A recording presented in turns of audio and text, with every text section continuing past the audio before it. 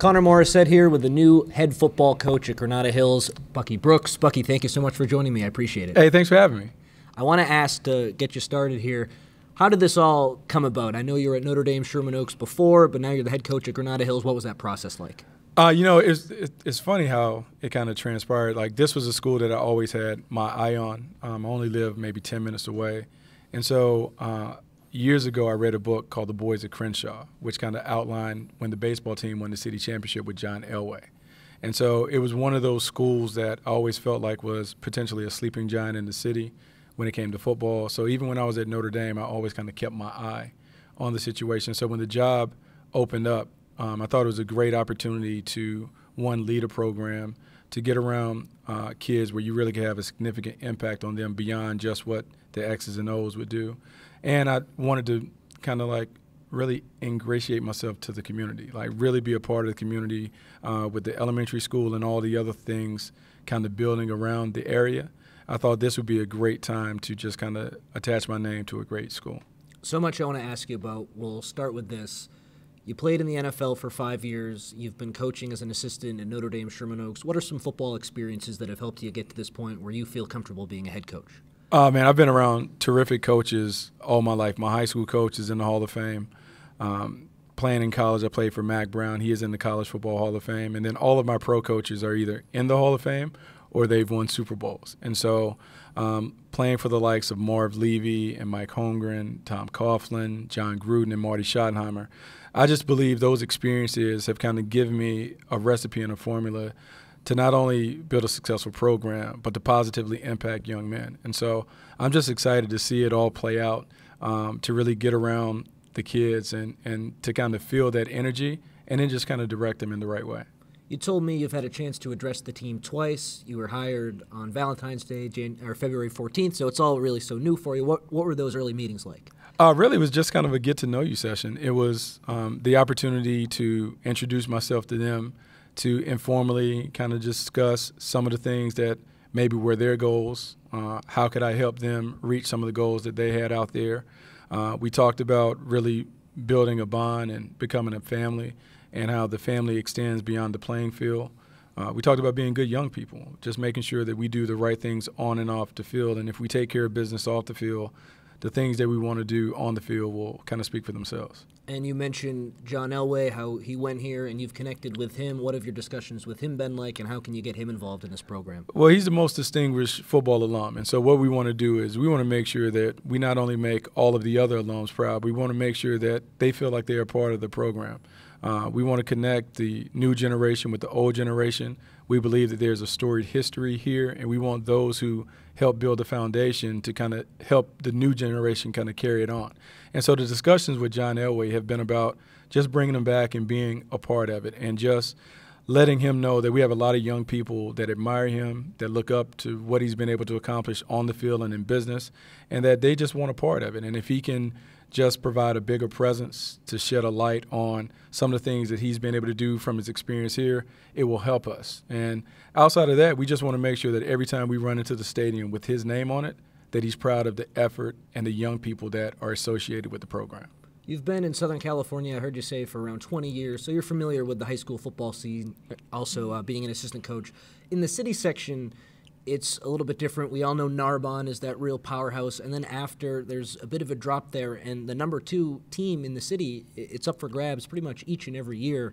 I'm sure that's the first and foremost goal. Try to, of course, everyone wants to get on that Narbonne level, but try to be number 2 first. What's the path for you to try to make this team really compete and be a dominant team in the city? Well, the one thing that we talked about is we talked about being a program that eventually competes for championships each and every year. And the first way that we can do that is to make sure that we are very, very competitive in our league. The one thing that we know is that if we are consistently vying for the league championship, it's going to give us an opportunity to really eventually vie for the city championship. And in terms of Narbonne and some of the other schools in the city, we just talked about let's just worry about building something great here. Let's make this the greatest program in the city, one that people want to embrace and play, one that makes the community proud, that we do things the right way, and that we kind of represent the core values of the school. And so when it comes to building a championship team, we believe all the answers are walk in the halls and in this building. We believe that we can do it the right way. We're going to try and make sure that not only we win games and do that stuff, but our kids have more fun than anybody else in the city, that they learn from this experience, and it helps become a launching point for them to have success beyond football whenever their playing days are done. I'm sure you still have a fair bit to figure out, but do you have any idea how you want to play? Are you going to drop back and throw it a bunch? Or are you going to try to be more balanced, going to run the ball mainly? What do you think? I think a lot of it is predicated on the kids. Exactly. I think the best teams are the teams that take what their players do really well and they kind of accent and elevate that. So we want to kind of look at what we have and kind of figure it out. If we could tell you what our brand would be, we want to be smart. We want to be tough. We want to be physical. We want to be selfless. We want to make sure that we play hard and we play together. If we do those things, we're going to win a ton of games. And so it's just a matter of just getting everybody kind of pulling the boat in the right direction, and I think the success will eventually come. You were at the NFL Combine, and I saw you tweeted out a picture with Deion Sanders, and you mentioned Granada Hills would love to get primetime out to Granada Hills. So Elway, of course, he went here, so he should be easy to get. You think you can bring in big-time guys like Deion and other NFL players to show your guys the way? I mean, I don't know. I mean, we can't make these crazy promises, but I can say that there are a lot of people that are really excited.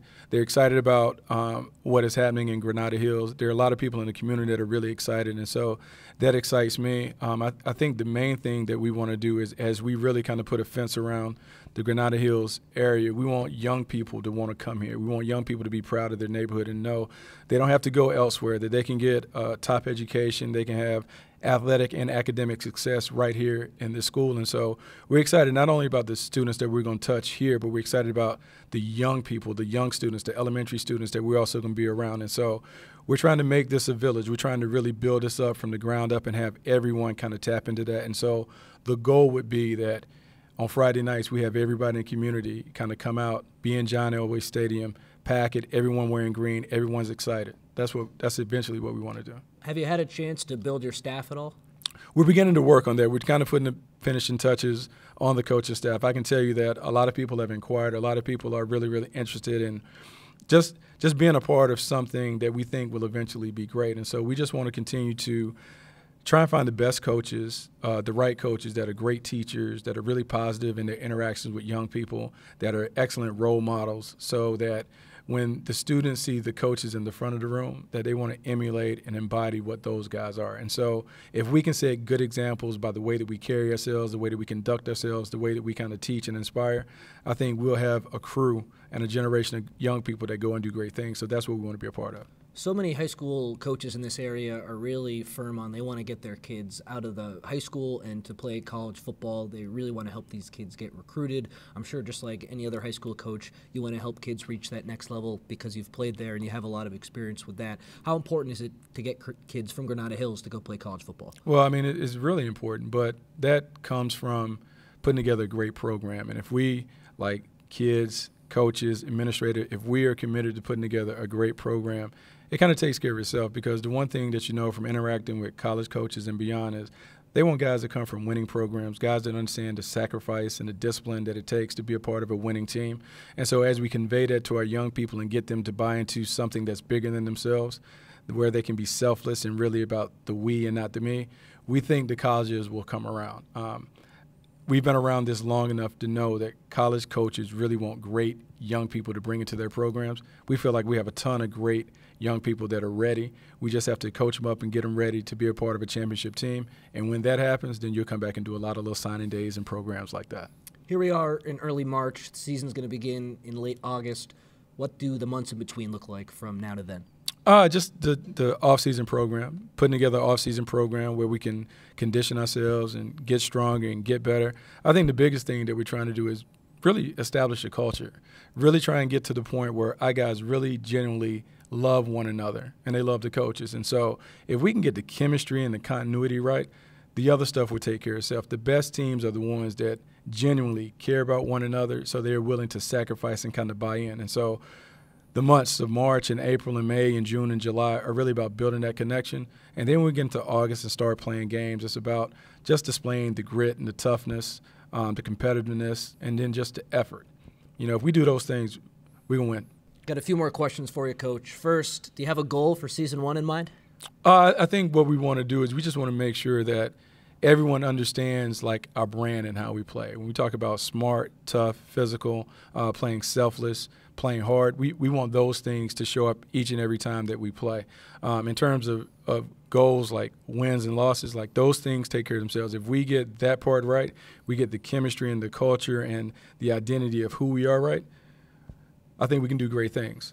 So I think the kids understand that. I think the kids are hungry. And part of the reason why I wanted to come here and meeting with the kids want to be known for being great, not only in the classroom, but athletically. And so for me, you want those kind of kids that are eager to see if they can stretch themselves and kind of reach their goals. And so we're going to try and map out a roadmap to give them kind of get to the destination where they want to go. And then finally, in the NFL, coaches sign contracts and the language and the years is all out there.